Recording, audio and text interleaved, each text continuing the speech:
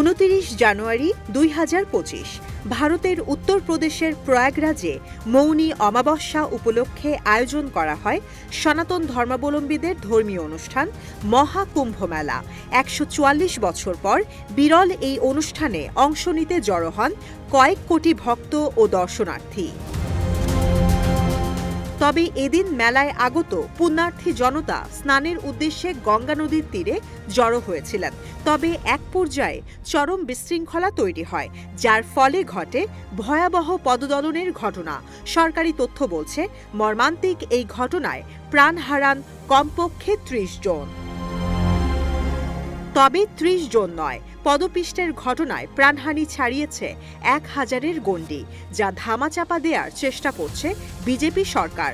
সম্প্রতি পার্লামেন্টে এমন অভিযোগ করেছেন কংগ্রেস সভাপতি ও বিরোধী দলের নেতা মল্লিকার্জুন খাড়গে।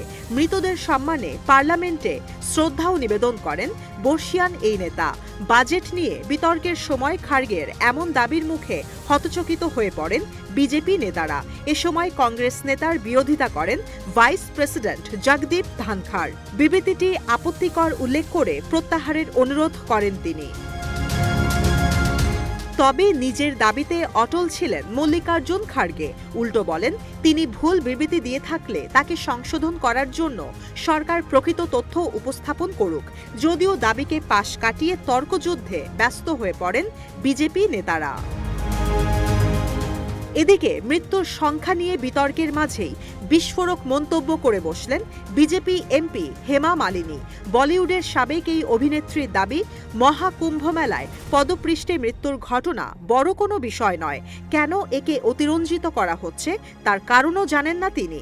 কয়েক কোটি মানুষ গঙ্গার তীরে স্নানের জন্য আসায় পদপৃষ্ঠ হওয়াকে স্বাভাবিক হিসেবেও মন্তব্য করেন হেমা মালিনী। পাশাপাশি মেলায় বিপুল সংখ্যক ভক্ত, দর্শনার্থী ও পুণ্যার্থীদের সঠিকভাবে নিমন্ত্রণের জন্য ধন্যবাদ দেন যোগী আদিত্যনাথের নেতৃত্বাধীন উত্তরপ্রদেশ সরকারকে। হেমা মালিনীর এই মন্তব্যের জেরে উত্তপ্ত উত্তরপ্রদেশের রাজনীতি। রাজ্যের কংগ্রেস এমপি তারিক আনোয়ার বলেন, বিবৃতির মাধ্যমে নিহত ও তাদের স্বজনদের সঙ্গে উপহাস করেছেন বলিউড অভিনেত্রী। ভিআইপি ব্যবস্থা ত্যাগ করে গঙ্গায় স্নান করতে বিজেপি সাংসদকে আহ্বানও জানান তারিক।